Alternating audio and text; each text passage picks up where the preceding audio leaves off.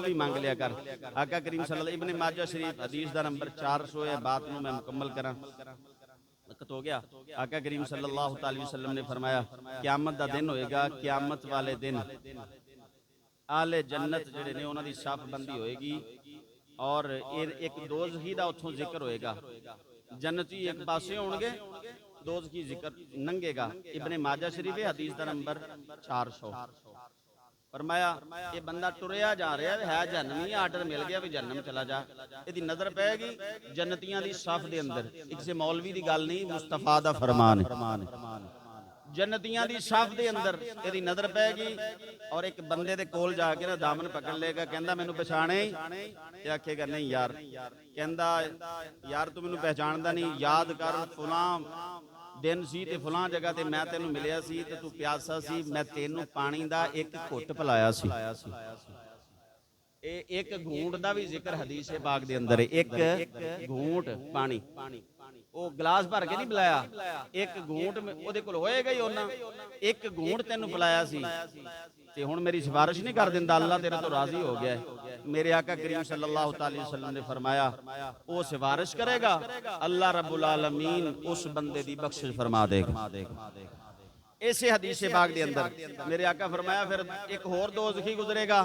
सरकारे दो आलम सल्लल्लाहु अलैहि वसल्लम ने फरमाया, हुजूर फरमाते हैं एक बंदे को खड़ा होएगा, कहंदा याद कर मैंने पहचानना है, उन्हें कहंदा ही उन्होंने कहा याद कर यार, एक बारी तेनू मैं वुजू करवाया सी, मेरी सिफारिश नहीं अल्लाह की बारगाह कर दे। सरकारे दो आलम सल्लल्लाहु अलैहि वसल्लम फरमाया वो सिफारिश करेगा जिन्हें जिंदगी च सिर्फ अल्लाह दे नेक उस बंदे नू जिहदे तो मालिक राजी हो गया है। हाँ जी, मालिक राजी हो गया है। और इस ते मैं जनाब के सामने बड़ा अरसा हो गया बयान करदियां नू कि वली हुंदा कौन है, और मेरा ख्याल है इत्थे जुमा पढ़न वालियां बंदियां नू अच्छी तरह वाकफियत हो गई होगी कि वली वो हुंदा है जिहड़ा मुस्तफा दियां सुन्नतां ते अमल करन वाला होवे। शरीयत दा तारक वली बोलो तो सही ना, हाँ जी, जिहड़ा फर्ज भी ना पढ़े, सुन्नतां ते बहुत जिहड़ा फराइज तो भी गाफिल होवे, बेनमाजी होवे, वो वली नहीं हो सकता, क्योंकि अल्लाह ने कुरान में फैसला किया है वली हो हुंदा ही होए जिहड़ा मुत्तकी ते परहेजगार होवे। अगली गल सरकारे दो आलम सल्लल्लाहु अलैहि वसल्लम ने इसी हदीस पाक के अंदर इब्ने माजा शरीफ के अंदर तीसरे बंदे का जिक्र फरमाया। फरमाया तीसरा बंदा एक तीसरे जन्नती नू फड़ लेगा, कहंदा यार मैनू ते अल्लाह ने जन्नम दा आर्डर दे दिता है, लेकिन यार तेनू याद है ना मैं तेरे कोल खड़ा सी ते तू मैनू किसे काम भेजिया सी ते मैं तेरे कहण ते काम कर आया सी, अज सिफारिश नहीं मेरी कर दिंदा। सरकारे दो आलम सल्लल्लाहु अलैहि वसल्लम ने फरमाया ये बंदे तिन्ने ही जड़े इन्हां तिन्हां दी सिफारिश करनगे, अल्लाह रब्बुल आलमीन इन्हां दी सिफारिश नू कबूल फरमा के उन्हां नू जन्नत दे अंदर दाखिल फरमा दे। और सरकारे दो आलम सल्लल्लाहु एक हदीस पाक मेरे आका करीम सल्लल्लाहु अलैहि वसल्लम ने इरशाद फरमाया, हुजूर फरमांदे ने क़ाल रसूलुल्लाह सल्लल्लाहु अलैहि वसल्लम यशफ़अ यौमल क़ियामत सलासतुन अल अंबिया सुम्मल उलमा सुम्मश शुहदा। फरमाया सब तो पहले क़यामत वाले दिन नबियों को इजाजत मिलेगी, नबी सिफारिश करेंगे, सुम्मल उलमा फिर उलमा को इजाजत मिलेगी, उलमा सिफारिश करेंगे नबियों तो बाद, और फिर उस तो बाद सुम्मश शुहदा फिर शुहदा सिफारिश करेंगे। अल्लाह इन्हां दी सिफारिश कबूल फरमा के जिहड़े गुनाहगार लोग होंगे उन्होंने जन्नत के अंदर दाखिल फरमा देगा। और आखिरी बात है आका करीम सल्लल्लाहु अलैहि वसल्लम ने फरमाया हर नबी नू अल्लाह ने तीन दुआवां हर नबी कोलों, एक रिवायत के अंदर तीन दुआवां का जिक्र है, एक रिवायत के अंदर दुआ का एक बस जिक्र है। अल्लाह ने हर नबी नू दित्तियां ने दुआवां कि ए दुआवां तुहाडियां हर सूरत के अंदर कबूल होणगियां, जो भी तुसी मंग लो, चाहे आसमान नू थल्ले ले आओ जमीन उपर, जो भी तुसी आखो असां तुहाडी ये गल मोड़नी। तीन दुआवां अल्लाह दी बारगाह या अल्लाह ये जड़ियां तू मैनू इजाजत दित्ती है ना उन्हां चों मैं ए दुआ मंगना पिया, पहली ए दूसरी ए तीसरी। मेरे आका फरमांदे ने मैं दो दुआवां ते दुनिया च मंग लईयां ने ते एक संभाल के रखी हुई है, एक दुआ संभाल के रखी है। या रसूलल्लाह कादे वास्ते? सरकार फरमाया क़यामत वाले दिन वास्ते। दुनिया च की मंगियां? सरकार फरमाया दुनिया च यही मंगियां या अल्लाह मेरी उम्मत की बख्शिश कर दे। दूसरी दुआ या अल्लाह मेरी उम्मत को माफ कर दे। मफहूम प्यार सरकार फरमाया तीसरी दुआ जी संभाल के रखिए या रसूलल्लाह क़यामत नूं की मंगोगे अल्लाह कोलों। मेरे आका फरमाते ने क़यामत वाले दिन अपने रब की बारगाह च अर्ज करांगा मौला मेरी उम्मत की बख्शिश फरमा दे। मैं क़यामत वाले दिन तुहाडे वास्ते संभाल के रखिए जो मेरा मालिक फरमाएगा ना मांग लो तीसरी दुआ तो फिर मैं अपनी उम्मत की बख्शिश वास्ते दुआ मंगांगा। इस वास्ते जिहड़ा बंदा कहंदा है कि क़यामत वाले दिन हुजूर भी कुछ नहीं कर सकणगे उन्हां नूं अपनी होएगी नौज़ बिल्लाहि मिन ज़ालिक इदां दे मसाइल तो ओरा एक कौल बातिल है। क़यामत वाले दिन कुरान भी सिफारिश करेगा उलमा भी मुस्तफा सारे मैं अज पूरी तकरीर के अंदर इधरली उधरली कोई गल नहीं की सिर्फ जितने भी पढ़े ने सरकार के फरमान पढ़े सिर्फ हदीस पढ़ियां ने ये हदीस दसदियां पईयां ने। आका करीम सल्लल्लाहु अलैहि वसल्लम फरमाया रोज़ा भी सिफारिश करेगा कुरान भी सिफारिश करेगा हाफिज़ कुरान भी सिफारिश करेगा उलमा भी सिफारिश करेंगे और इत्थे तक भी सरकार फरमाया जिहड़ा कच्चा बच्चा मां के पेट के अंदर सी विच ही फौत हो गया वो भी क़यामत वाले दिन मेरे आका फरमाया वो नाड़वा जिहड़ा हुंदा ना उसदा हाँ जी वो भी नाल ओहदे होएगा घसीट रहा होएगा ओहदे बाप नूं जहन्नम दा हुक्म होएगा वो अगे खड़ा होएगा कहेगा या अल्लाह मैं इस मेरा बाप है मैं इसनूं जहन्नम नहीं जे जान देना। मेरे आका ने अगे फरमाया अल्लामा जलालुद्दीन सयूती लिखिया सरकार फरमाया उस वो छोटा बच्चा जिहड़ा पेट च ही फौत हो गया सी ओहदी सिफारिश की वजह तो भी अल्लाह उस बच्चे दे वालदैन नूं जन्नत भेज छड्डेगा। सिर्फ बात इतनी है जे बच्चे छोटे छोटियां दी सिफारिश मालिक कबूल कर लेगा तो अपने मेरे आका जो सजदे च सिर रखणगे उन्हां दी दुआ क्यों नहीं कबूल फरमाएगा।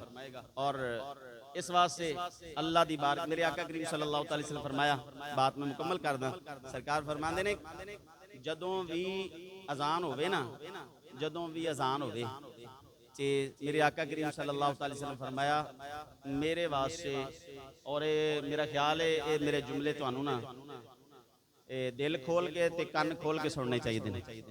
हुजूर सारी उम्मत सारी जिंदगी साडे वास्ते दुआवां कीतियां लेकिन एक जगह ते सरकार ने सानू डिमांड की है भी मेरे वास्ते दुआ करिया जी वो भी साडे वास्ते कीती है सर मेरे आका दा फायदा तो कोई नहीं हाँ जी साडे वास्ते कीती है ना कि फरमाया जो अजान हो जाए ना अजान तो बाद जो दुआ मंगो ना उस दुआ के अंदर आख्या करो या अल्लाह साडे नबी नूं मकामे महमूद अता फरमा दे। पढ़ने हैं ना मकाम महमूद अनिल्लज़ी बादशाह हाँ जी मकामे महमूद अता फरमा दे की है मकामे महमूद फरमाया जिथे खड़ा होके ना जेड़ी कुर्सी ते बह के मैं तुहाडी सिफारिश करांगा ना वो मकामे महमूद है ते तुसी दुआ मंगिया करो। फरमाया जेड़ा दुआ मंगेगा ना मैं क़यामत नूं उस बंदे दी सिफारिश करांगा। इस वास्ते अजान का वक्त अजान तवज्जो नाल सुननी चाहिए उस तो बाद दुआ भी जरूर मंगनी चाहिए। डिमांड आका करीम सल्लल्लाहु अलैहि वसल्लम ने फरमाई है। बात तो मुकम्मल हो गई हुण एक ऐलान है आप हजरात दी अगर तवज्जो होवे तो कर देवां ऐलान। ऐलान यह कि जिहड़े दरम्यान च बंदे साडे बैठे होए ने ना इन्हां नूं जरा पुछो की हालत है पसीने दे नाल शराबूर ने परेशान भी ने इत्थे दरम्यान वाले हिस्से च हवा नहीं जे लगदी इस वास्ते असी सोचिया कि छत के उपर ना चिल्लर लगाया जाए जिहड़ा ना दरम्यान दे विच हवा का इंतजाम होवे। जिहड़े आहबाब ने नमाज ते भी आंदे ने जोर होवे असर होवे कोशिश करते हैं पंखे के अगे खड़े हो जाते हैं कुछ इधरली साइड ते कुछ इधरली साइड ते हाफिज साहब कल्ले इत्थे बेचारे बैठे होंदे ने हाँ जी ते फिर जो जमात का टाइम होंदा असीं इशारे कर रहे होंदे हां आओ जी साफबंदी करो हर दोस्त कोशिश कर रहा होंदा भी मैं अगे पक्खे ते खड़ा रवां ते इधरली साइड ते ना मौलवी साहब दे लागे किसी दूजे नूं भेज छाड़ा ए दरम्यान वाला हिस्सा जिहड़ा ना इत्थे हवा नहीं जी पहुंचदी।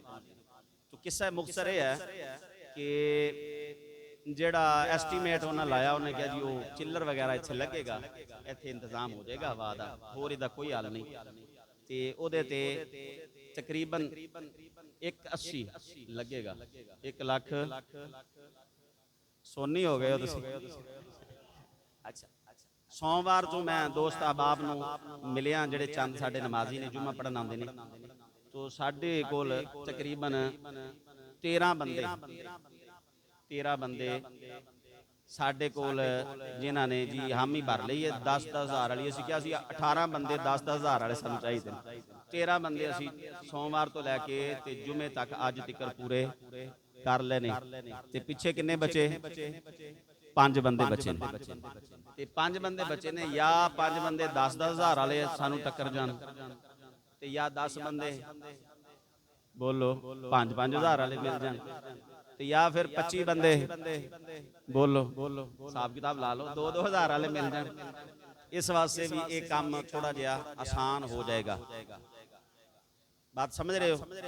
ਦੂਸਰਾ, ਅਗਰ ਕੋਈ ਕਹਿੰਦਾ ਹੈ ਜੀ ਤੁਸੀਂ ਮਸਜਿਦ ਦੀ ਕਮੇਟੀ ਨੂੰ ਆਖੋ, ਹਾਂਜੀ, तो मैं समझना कि कमेटी वाले तो ज्यादा असी नमाज इत्थे पढ़ने, बोलो तो सही, असी नमाज पढ़ने ना, सानू ज्यादा जरूरत है। दूसरी कमेटी की बात है, कमेटी वालों मैं मिल भी लिया, कहते भी जिहड़ी जरूरत होवे सानू दस दिया जे, पैसे जिहड़े घट जाण ते फिर सानू दस दिया जे, असी लवाना ते फिर भी कोई मसला नहीं। तो मैं अपनी एक ख्वाहिश सी कि दोस्त अहबाब सारिਆਂ ਦਾ हिस्सा इहदे अंदर शामिल हो जाए, क्योंकि साडी कमेटी ने अजे थोड़े अरसे पहले उपर प्लेटां रखाइयां ने, कोई 8-8 ਲੱਖ रुपया लाया है 2 महीने पहले, तकरीबन 2 ਤੋਂ 2.5 ਮਹੀਨੇ पहले। इस वास्ते असीं कहने भी उन्होंने तंग ना किया जाए। सानू मंडी के हालात का पता है और सानू अहबाब का भी पता है कि मंडी के अंदर मस्जिद की खिदमत किहड़ा बंदा करदा है। किसी बंदे से तनकीद कोई नहीं, क्योंकि जिहदा मालिक कबूल करना है खिदमत उन्हें करनी। मंडी के अंदर हर बंदा ठीक ठाक जे बल्लों तसल्ली बख्श, यानी कि दुनियावी लिहाज ना मालदार है मंडी का हर आड़ती, लेकिन सानू खबर है चंद एक अहबाब तो इलावा मस्जिद दे नाल तावन बंदे नहीं जे करते, उन्हां दा अपना जाती फेल है, तनकीद कोई नहीं। लेकिन असी ये कोशिश करते हैं कि असी अपने तौर पर दोस्त अहबाब नू ये थोड़ा जिहा एग्री करके इसका कोई हल कढ़िया जाए। की ख्याल है जनाब दा?